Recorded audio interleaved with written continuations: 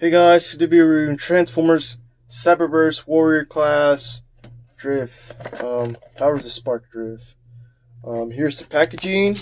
Here's Drift and his art right here, cornered art. Swing slash. Fantasy scene. Autobot Drift. Um, Here's the Autobots on the side because he's an Autobot. Here's his art.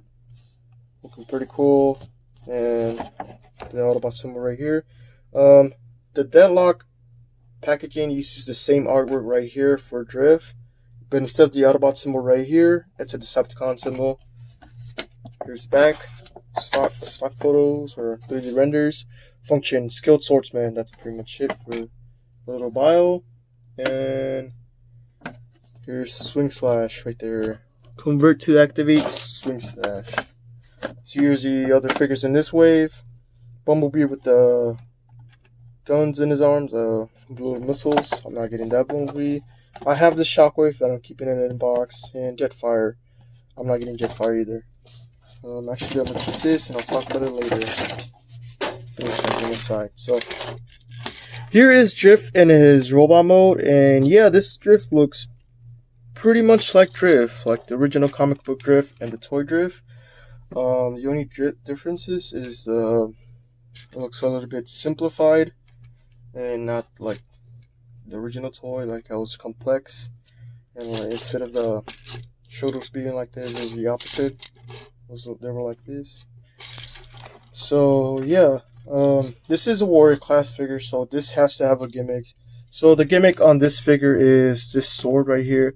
He doesn't have another right fist on his arm, unfortunately, because of the sword. He does have a fist right here molded in. Like, you can't remove the sword, unfortunately. So, yeah, and then you can't have double articulation because of the gimmick, too. So, the gimmick of this figure is, don't move that up. Just move the fist down, and I activated the gimmick already, unfortunately. I didn't do it that properly. Move that in back there, and then move this little, the shoulder right there, and it pushes this little button right there, and it activates the gimmick where the sword goes flying up on a string. Yep, that's pretty much it. The sword's has a little bit detail right here. You can see there's just it's a little design right there. Looks more like I don't know what they're called, but like Scorpion from Mortal Kombat has one of those where you pull them, you throw them in, and they just pull it. Or I don't know. That probably is a thing for Scorpion only. But yeah, a little dagger thing. This doesn't look like a sword. It looks like a little dagger, or a little sword, or a small katana. It doesn't look like a sword. Since this hand has a little peg right here, the peg hole, I give them the Robots in the Sky sword, and it looks better with it. You can go like this with it. It looks better with it. If only the other arm had articulation, he will make the gimmick. He will make this pose better. Unfortunately, he's just like this. Or I can just move this. Go like that. So yeah, that was the gimmick. For articulation, like I've been saying about this articulation, the articulation is Cyberverse quality. So there's a ball joint on each shoulder and a ball joint on the elbow right here. No ball joint on this one on the elbow, unfortunately, because of the gimmick. And ball joint right here on the legs. And then knee articulation and some articulation for the feet. That's for transformation. So yeah, and then he also has head articulation too. So all the way around, and yeah, the head's hollow, unfortunately, but that doesn't bother me that much since I don't display my figures facing backwards. So yeah, for size comparison, I don't really have that much Cyberverse figures. So I'm just going to compare it to these random figures I have. Because this guy's going to my chug collection, like I said earlier. I think I said earlier. Might have been a different take. So here he is with Sideswipe, and here he is with Mirage, and yeah, he kind of will fit there. So Mirage is actually, is he bigger than him? Is he taller than him? I don't know. Is he? Yeah, I guess he is taller than him. So yeah, this drift will be in my chug shelf because I did not get the original drift. I think I saw him at retail one time, but I got Sidearm Sideswipe, the Revenge of the Fallen figure, instead of drift. So yeah, that's that. If I had to complain about anything, is this guy has a lot of purple on him, and I don't remember seeing him with purple on the show. He was only there one episode, and I just saw some white and some red and some dark gray, and some black. That's pretty much all I remember seeing on him. So yeah, this is a lot of purple. The purple's right here on the hips, right here, the biceps right here, and on the waist. But that doesn't bother me that much. So yeah, to transform this guy to the car mode is very simple, but some of the tabs don't tab in that well. So yeah, so first thing to do is pull this guy up right here, move the shoulders forward or up, not forward. Yeah, move the shoulders up and then push them right here, and move this down the front grill right here, and the sword just stays there. Move it right here. This leg has a little slot right there, so it could stay there. The sword could stay there. And then move the feet down and make sure everything's tabbed in together. And yeah, unfortunately the sword will go up sometimes, and that really sucks. And I really tempted to cut that string right there. It really is dumb. I'll do it off camera. So here is Cyberverse drift in his car mode right here.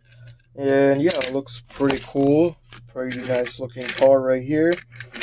He doesn't have a spoiler, but that's okay, I guess. I really didn't mind the spoiler right there. And yeah, he looks pretty cool. He rolls him with the other, just two back wheels. So yeah, this is drift. You got some blue windows, some red right here, and some blue right here. And some of that paint went, actually, I guess that's supposed to be on the figure right there. Wow. Let me see, focus. Is it supposed to be right there? Yeah, I don't know. But this one's better on this side.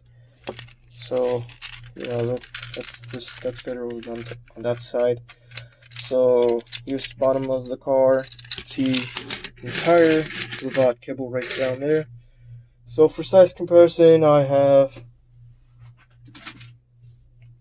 Action Attacker's drift from the Age of Extinction line. They're about the same size. So yeah, I'm not displaying this guy in car mode, so that doesn't really bother me if it's a little bit higher. But yeah, this guy has a pretty cool looking car, and the Cyberverse figure translated somewhat well. So yeah, the only complaint I have with this figure is that this sword keeps on, like, it keeps shooting off whenever I try to transform it. So that's the only complaint I have so far with this figure. And yeah, you really, if this didn't have that figure, this would have made the figure a lot better than what it is already. So Yeah, that really sucks right there. So to transform this guy back to the robot mode is, yeah, this looks pretty cool right there. First time I've really done this with it. Really looks better. Like, it looks very, very flush and good. It's all tabbed in right there. Anyways, back to robot mode. It's just move the, untab this right here. Move this up and untap right here. That can go up. I don't care anymore. Let's go on transform. Did I just see some piece? Oof. Something just broke. And yeah, here's little white piece. Oh, I think I see where it broke. Oh well, whatever. Yes, move that down. Move the arms down. Push it down. And there's drift. Back right here. Untab this right here. Move this down, and that's pretty much it for the robot mode. Just move this down right here. And there we go. Here is Cyberverse Drift in his robot mode, and looks okay. Could have been better without this dumb sword, but I guess it can act like a mace right now, so okay, I guess. I like to put it down and act like if it's a gun. Pew pew pew pew, and then give him this sword on the other arm, and it looks better. So yeah, for final thoughts on this figure, this is my anticipated figure for the Cyberverse line this year so far, and I don't know, man, like, if you could get the Generations one that came out 10 years ago for a cheap price, you should get that one instead of this one. I paid $11 for this figure at Walmart, and yeah, this figure, I'll give it a 6 out of 10. Without the transformation, like without his arm, it would have been a perfect 7 out of 10. And yeah, man, like this articulation, it's okay. The articulation is just fine for a budget figure. The paint's really, it's okay. Just three colors: silver, blue, red. That's the only colors right there. Some silver right here. So yeah, for final thoughts, if you need a drift, a IDW drift or whatever Chuck style drift, get this one. It's all cheaper than the Generations, and yep, it's okay. It's an okay stand-in. Really looks like drift from the IDW comics. So yeah, get this guy if you need one. If you don't, that's okay. Don't get the deadlock instead. Get this drift. If you want that lock, get this guy instead. The deadlock looks terrible, so don't get that guy. So that's pretty much it for this video. Thanks for your guys.